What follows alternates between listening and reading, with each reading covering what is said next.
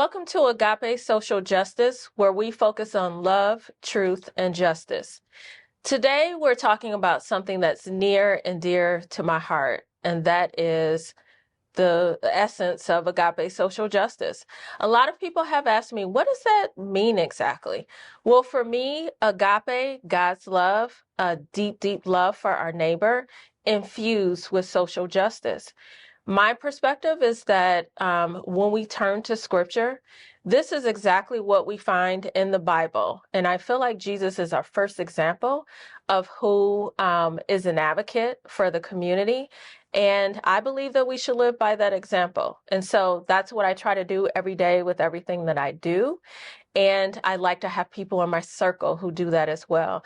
And so I'm happy today to have as my guest Becky Lee, who is an amazing, amazing advocate, not only in the faith community, but in our general community as well.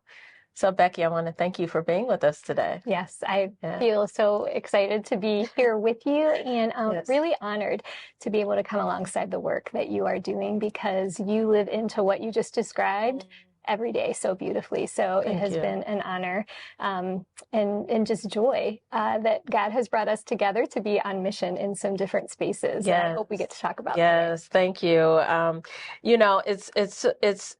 It's so funny that our worlds kind of connected instantly, and in many ways we both attend the same church, but might not have always been a part of the same thing at the same campuses.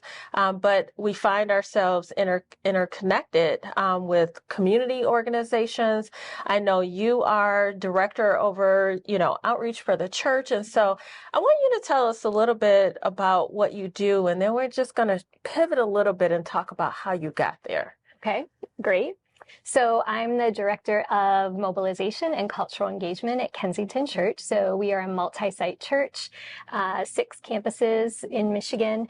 And at the essence of what I do, it is the heartbeat to mobilize and equip people to move out beyond the walls to be the church. And so I love where you started us today, because I think the scripture that has informed that so much for me over these past years has just been Matthew 26, when Jesus was asked, what is the greatest commandment? And he said to love the Lord your God with all your heart, mind, strength, and soul, and then to love your neighbor as yourself. And so God has had me on this really deep journey of leaning in and asking the questions, who is my neighbor? And how am I the church outside the walls to love them? Right. For some people, right, when they tune in, they're going to say, she might not look like the typical, social justice activist, So tell us, how did you get here? Was there something, a moment that you remember, or something significant that happened in your life? Or was this just kind of there and you said, I want to jump into this space? Well, yes, there were definitely a few moments that stick out to me. One is when our daughter was in college, probably about 7 or 8 years ago. She came home and started talking to my husband and I about white privilege and what she was learning, some of the relationships she was building. And to be really honest, I kind of pushed back. I became a little defensive. My husband and I were like, what do you mean? We've worked really hard all our lives.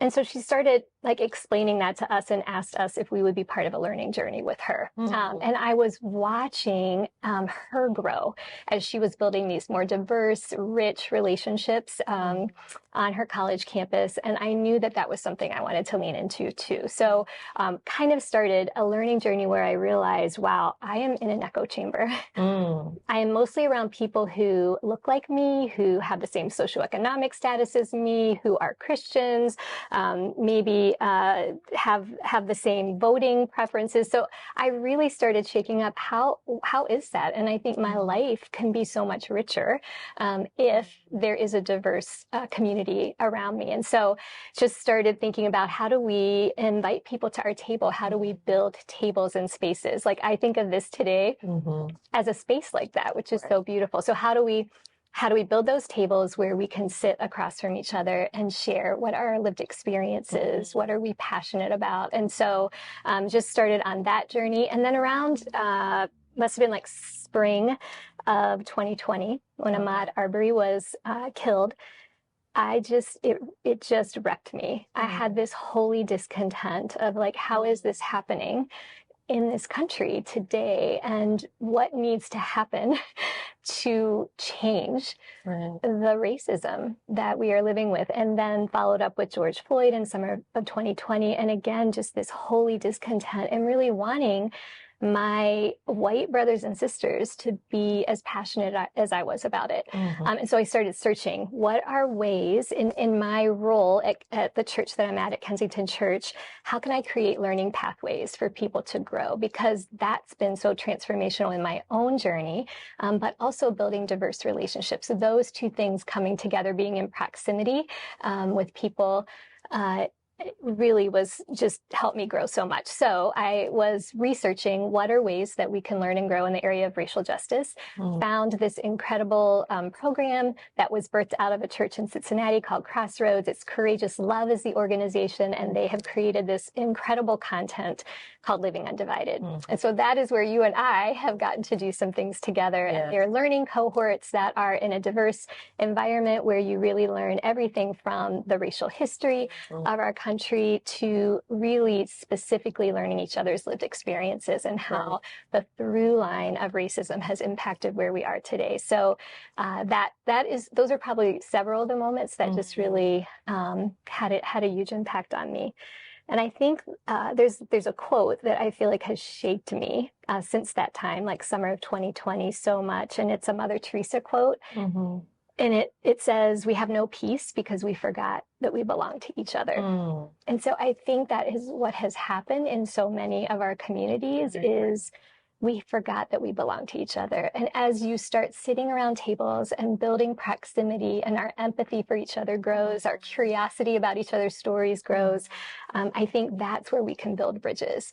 And that's where we can remember what we have in common is actually so much deeper and greater than our differences. And so that's just, that quote of hers has just really like propelled me forward as I've been learning and growing over these last years. I agree. I absolutely agree. I think that's what we forget. I mean, we can quote Romans 10:9 and 10 and John 3:16 and all of those scriptures that are really foundational for us as Christians. But I think at the end of the day, for me, I've landed with the two greatest commandments as well.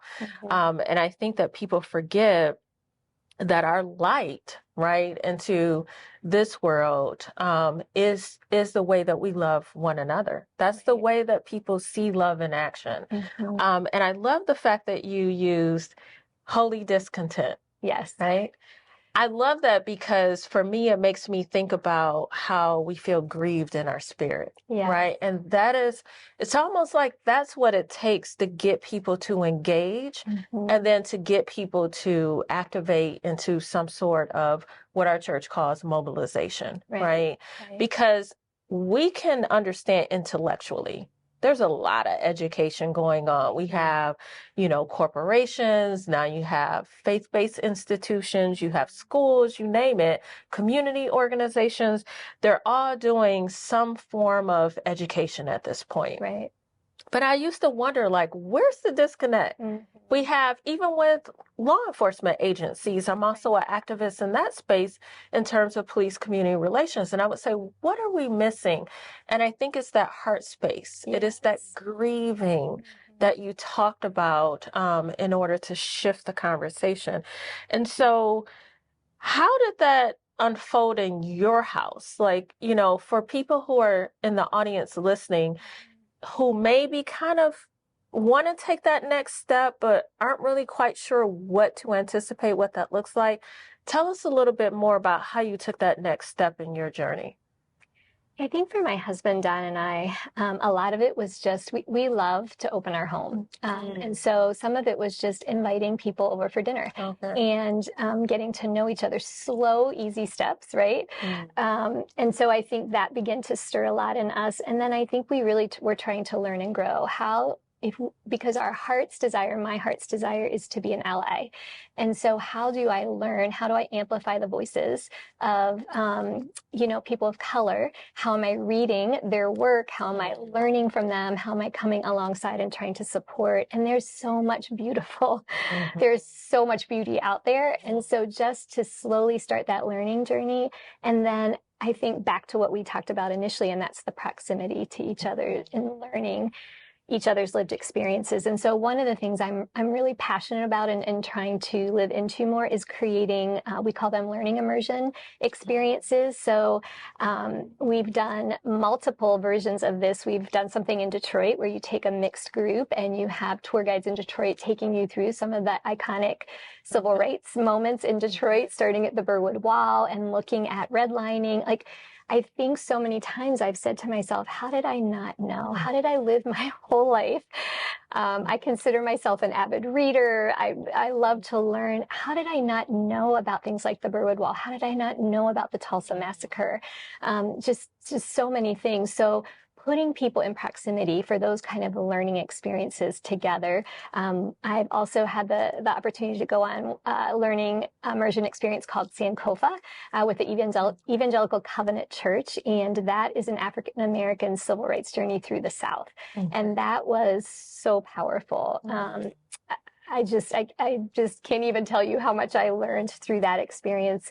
We've done an Asian American civil rights tour in California where I learned about things like the Manzanar concentration camp where Japanese Americans were taken after Pearl Harbor, and literally everything was taken away from them. Never knew that, never learned about that in school.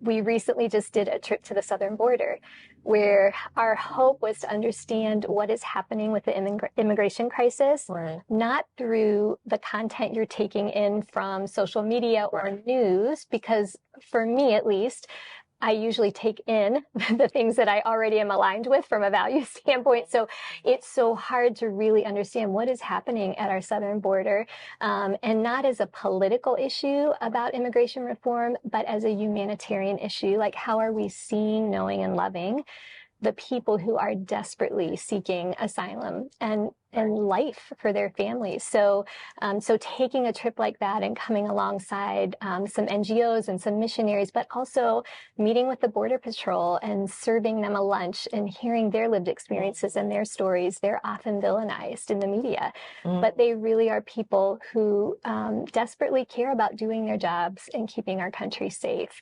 So taking issues like that can be so polarizing in our culture and saying, how do we make this about human stories? Right. And if we are always coming back to, we are called to love our neighbors, then it's so important to be in proximity with those neighbors that we are called to love. So. Absolutely. I love how you took something that can be so controversial, complex in some people's mind, and just made it so simple, right? It's really just that simple in terms of just the connectedness and being in proximity.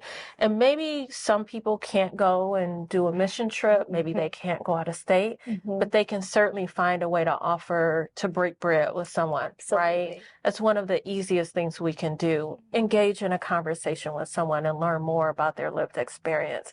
And I think that's what I want people to understand, right? It's not as hard as we make it out to be. Right.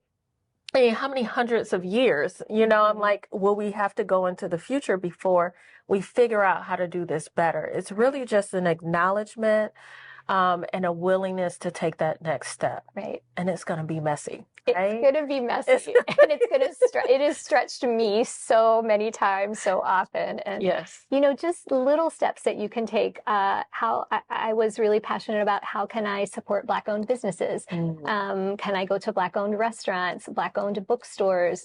Just simple little steps. And then hopefully, like, some of those relational doors will open up too with people that you're meeting. Absolutely.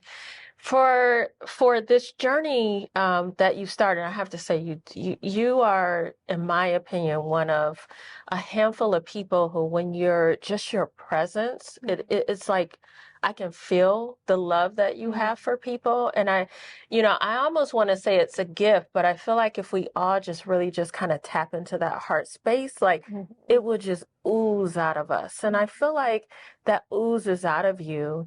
But I know that this work can't be easy every day, right? Tell us how you navigate those challenges. Like what are some of the biggest obstacles that you face, whether it is family, workplace, community, and how do you get beyond those hurdles? Yeah, it's a great question. I think community is everything. I think having, especially women, that can be walking alongside me. I can be walking alongside them. We can be praying together. My husband has been just like the hugest encourager in my journey, and I feel like we are on this journey together. And then our kids, holy cow, we have learned so much from our kids. They're adults, and they just have taught us so much, and I'm so thankful for them in our journey. I think I go to the Bible, and there are certain passages for me that are so life-giving, especially when I am in a place of discouragement, because there has been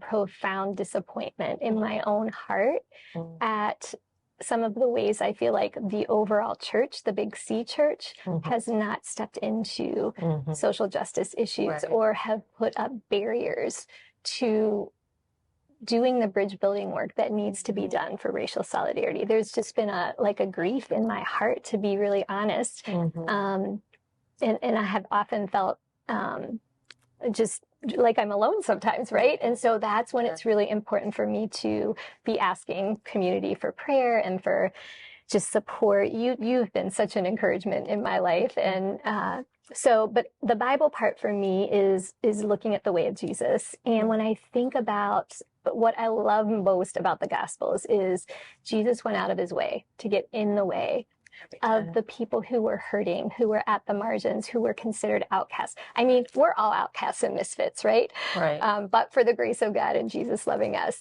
But he was so strategic and intentional. And I think my very favorite passage in the Bible is John 4, when Jesus met the woman at the well. And just how he took the time to bless her. He knew everything about her story. He saw her not as an outcast who had to come in the middle of the day, in the heat of the day, by herself to the well, because she really was discarded from society because of her life choices. But he sat and saw her, and he spoke life into her. So much so that she left her water jar, ran back and said, "Come and see this man who knew everything about me." Jesus saw her as a leader, as an evangelist, and just even how he treated women in the Bible is just so encouraging to me. So I think when I'm discouraged, that's a place that I go to too. And just remember, this is the gospel. This is the way of Jesus, is for us to be breaking down barriers, to be building bridges, to be loving each other. Right. I think about what some of the message that are perpetuated today, especially even on social media now. I mean, good intentions, but I think sometimes the message that goes out, about being protective of your circle, keeps us in those echo chambers, right? And it doesn't allow us to interact with people who we don't see as our equal, or to connect with someone who might be of a lower socioeconomic status or a different level of education, or maybe no education at all. And I think that has been damaging in many ways. Honestly, I've been thinking about this a lot.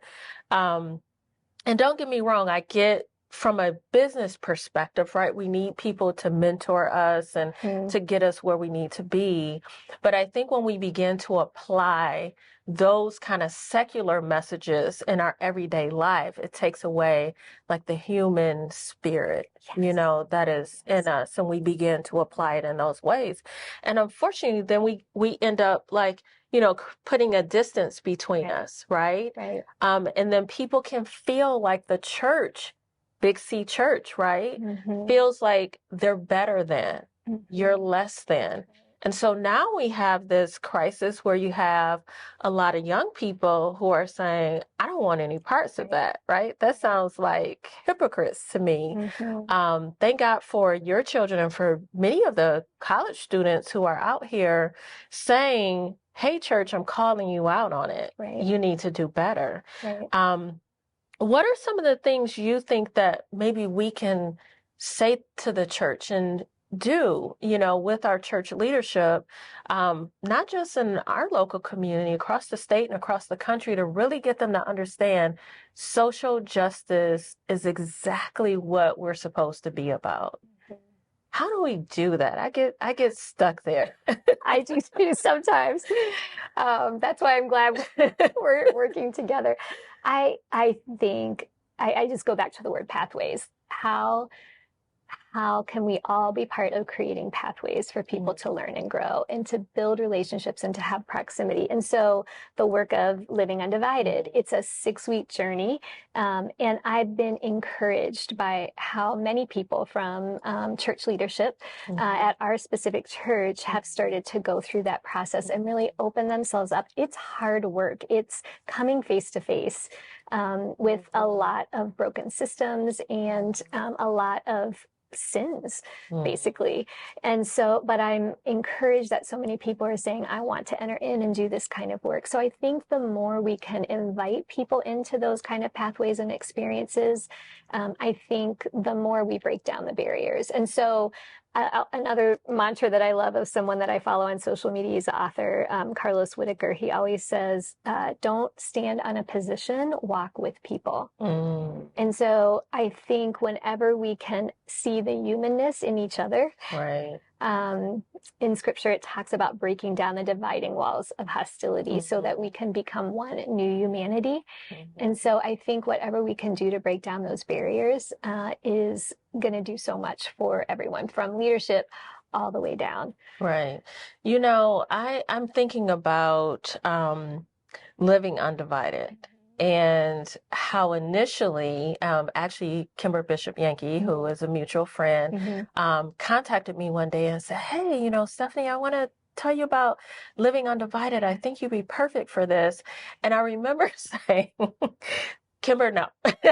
Like at the time, I was hesitant because I'm in so many different spaces, right? Doing this work is very taxing. It can, for some people, it can almost feel traumatic, when you are in many of these spaces. And, I think for me, I needed to actually go and pray about it. And really, just listen and see, is there something bigger here? And I'm going to tell you, I'm so glad. I am I'm so glad that I did it, because you were one of my co-facilitators. And my experience was, I think, not only giving me the opportunity to see other people who don't look like me going through this journey and kind of having these aha moments, right? It starts out and in the beginning, it feels dark. It feels heavy, right? And I watch people struggle with like the shame and guilt and different feelings that different individuals will have for a multitude of reasons, which is why a lot of people don't want to take this on, or they don't want it in our schools, because they think, I don't want people to feel bad, and that's what your intention is. And it's really not. It's actually a natural part of, I think, the human journey, right? The human experience in life. And then I realized, like, as I was watching people shift from that heaviness to like the weight being lifted off of them when they understood the intention of it and how it can make their lives richer, and then how they can then live out their full potential. I then really sat back and realized, like, this was actually a blessing for me too. And this was a blessing for other people, not just Black people, but other people of color too, because I think we struggle sometimes with an identity crisis that a lot of people don't talk about, and it is like, how do I really find my place, in the struggles that I face, what I go through in the workplace, what happens out in my community, what happens in my faith community. And it gives you an opportunity to really reflect on who you are and how you've lived through those experiences and be able to share it with other people. Right. Right. And so I realized that there is a true element of healing that takes place in that 6-week cohort. Healing for me and then healing for people who don't look like me, who are going through the process. And I think that was the beauty of it too, Right. that we were kind of going through that journey together, Right. you know, and breaking down those walls. So I really love that. But there's another organization I want the listening audience to know about too. And you introduced me to them. And when I think about how polarized not just our country, but our local community has become, I think about Braver Angels as well as Living Undivided in terms of like another organization that I'm like sold out on. Yes. Talk to us about, how did you find Braver Angels? How do you kind of use that to complement the work that you're already doing? Yeah, I found them online and started looking at some of their content, getting their newsletter, and went to a virtual workshop on understanding racism. It was specifically for white people, and it was really powerful. And then you and I both were able to be part of a space called a Common Ground Workshop, and we were focusing on the idea of gun reform, and you had to identify as red or blue leaning. And what was so powerful about the 4 hours we spent, I really am blown away by how powerful this 4 hours was, because, you know, you had 3 reds, 3 blues, a few observers, and then 2 really skilled facilitators that took us on this journey. But the journey started with understanding each other's lived experiences as it relates to how we feel about guns. And so starting there was everything, because it was an instant empathy builder to understand, like when you shared your journey, I wanted to just weep at everything that you have experienced and gone through with guns. My journey was more, I had the advantage of not really having to think about guns until my husband started hunting. You know, I wasn't in a community where gun violence was something I had to live with and be exposed to every day. So just starting with that level of what is your lived experience, and then seeing what people really value. Because I think what's happened with depolarization, and specifically my heartbreak since 2016, has been people in positions of authority and power in politics using dehumanizing speech about others. And that othering has just, it's been so damaging, I feel like, to our communities. And so when we can start by understanding and having empathy, even when we don't agree with someone, that is where I think healing, like our hearts can open to understand, like they are just a person who has experienced brokenness or pain or loss. And so that's the work of Braver Angels, is helping you find that common ground. And it's been really powerful. I've really enjoyed it.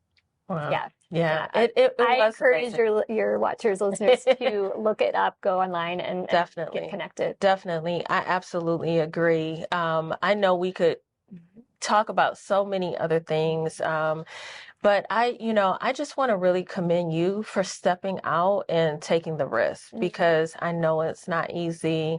I'm sure you've got some labels on you. I have many on me that, but that's what happens. I mean, I kind of feel like this is what it means to kind of carry our cross. So I really want to thank you and appreciate you. Thank you, because you've been a sister to me, and just such a great way to continue my learning and growth. Thank you. Thank you. I appreciate it. To our listening audience, I do highly encourage that you look up Living Undivided, you look up Braver Angels. These are 2 organizations who will help you do something so simple, and that is just to open your heart, reach out to your neighbor, learn what their lived experience is, and I promise you it will be transformative, and it's going to help change our communities. Thank you for tuning in again, and we'll see you next time.